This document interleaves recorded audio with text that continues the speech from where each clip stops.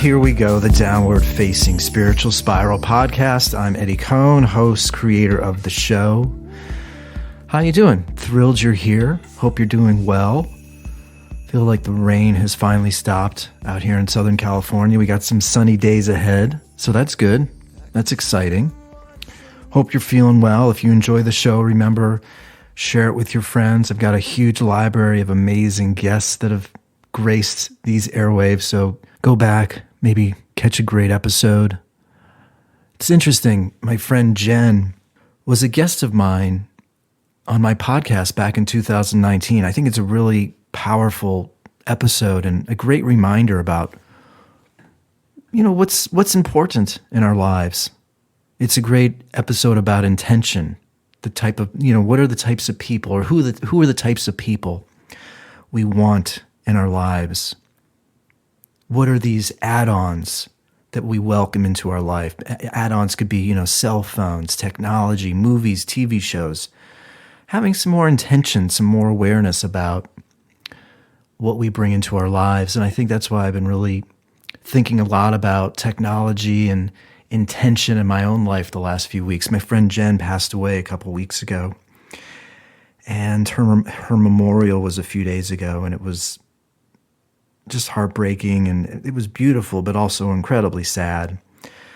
But it really does get me thinking a lot about the way that she looked at the world, the conversations that we used to have about technology, and how technology has shape-shifted our culture in a new light, and something that I really think a lot about, and I want you to think about this next week or so, is how often you make the conversation about you.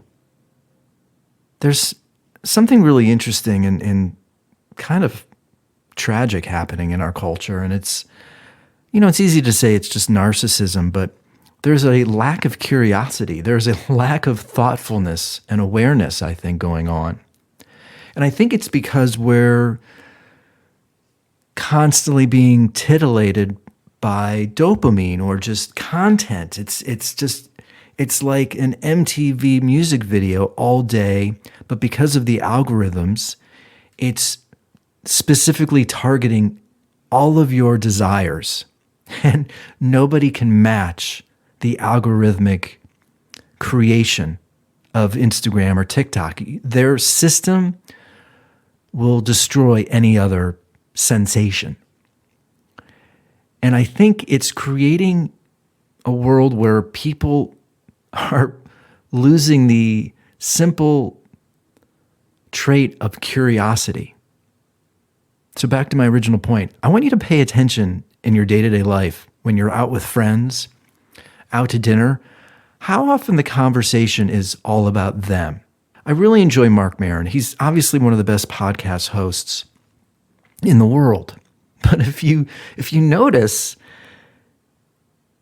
he loves to talk about himself a lot. Like, he'll have really well-known guests, but every few moments, he's like, oh, yeah, that's like, he'll say, oh, yeah, I'm this or I'm that. Or, yeah, that reminds me when I'm like this or I'm like that. Like, it's just so interesting to me how often he and many other podcast hosts make it all about them.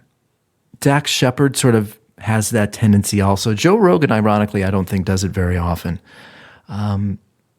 But how often are people in your life not asking you any questions about yours? I just got off the phone with a friend of mine, Michelle, who actually was also on my podcast maybe 6 months ago. And the conversation just felt so natural. It was just this even back and forth. I'm asking her questions. She's asking me questions. We're both listening. It was like this three-dimensional, fully realized conversation. And a friend of ours came over the other day, and we had this really natural conversation, and it was back and forth. And maybe I know the type of person that I enjoy in my life, somebody who not only talks, but also listens.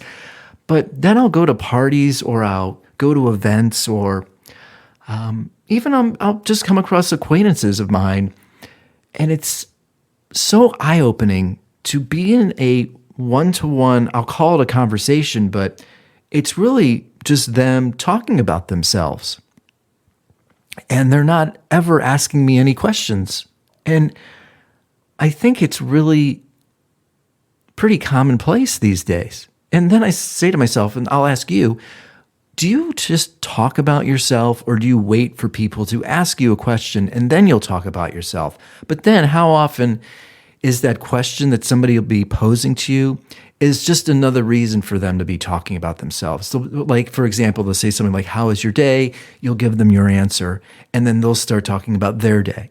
Like, how often is a question posed to you followed up by another question? Like, are they diving deeper? And I'm not saying that your friends need to be investigative journalists, but I feel like a huge portion of our society is making everything about themselves. And they're not asking any questions. And I think it's really easy for introverted people, for insecure people, for creative or artistic or isolated people to take it personally. And they'll think, oh my God, my life isn't interesting, or I must be boring because nobody's asking me any questions. Don't take it personally, because most people have lost any sense of curiosity or an ability to ask any questions beyond the how are you. Like, once they ask the how are you, then they're done and they just want to talk about themselves. I'll go to parties, meet people, and it's literally just a marathon of people talking all about themselves. And it's like, are they even aware of how they're behaving? Is there a moment in time while they're blabbing all about themselves where they take a breath and they think, I'm going to ask this person a question? They don't even think about it. And I think the world is creating more and more of those types of people. See, just again, awareness this week. The people you're around, are they asking you any questions? And then direct it to yourself here. When you're with people, are you able to ask questions? Are you able to listen to somebody else talk about themselves for more than like 10 minutes? Can you physically, emotionally even do that? Is that possible? And then ask yourself, if you're having a hard time with it, maybe it's not that they're boring. Maybe your brain has been completely rewired because of all the minutia that we're ingesting every day, that you can't even like sit still for 10 minutes and pretend to be interested in somebody. It's crazy to think what's going on. It's crazy to think what's happening, but I certainly see it. I certainly feel it. And I guess I've become more discerning. I've certainly become more aware about the types of people that I want to engage with in my life. And if people are just talking about themselves, I'm just not interested. And again, it's not that I have to talk about myself, but it's just nice to be involved in a conversation or have friends or be in a relationship where, there's some give and take, where you're talking and listening.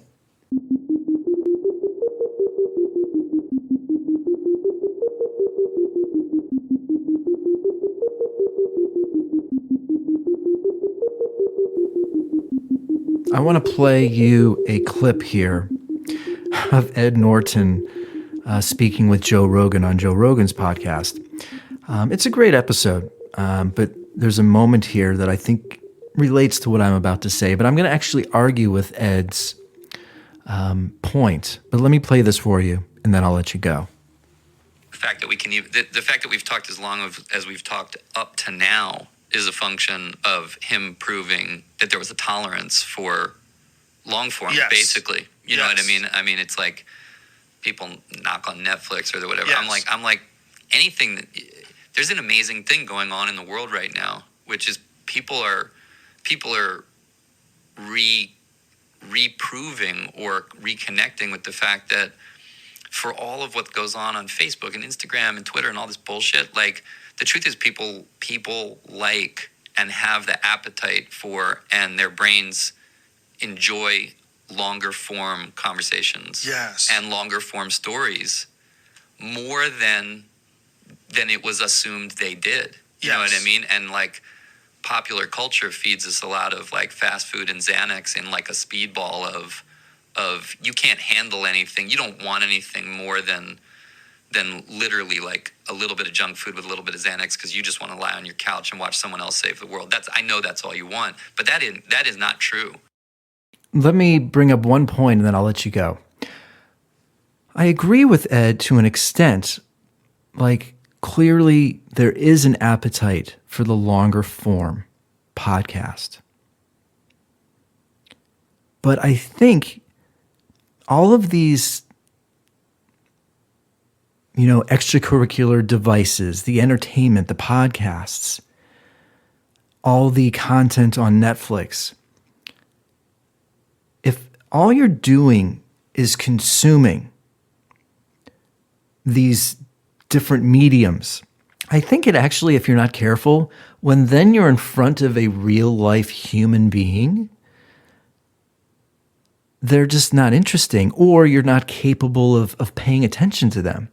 Like Ed Norton, he's an actor, but he speaks with such fluidity, and he's very intelligent. And he's a trained actor, but people that are acting, I think, are also trained communicators. They're very good at articulating thoughts, beliefs, in a very smooth, silky way.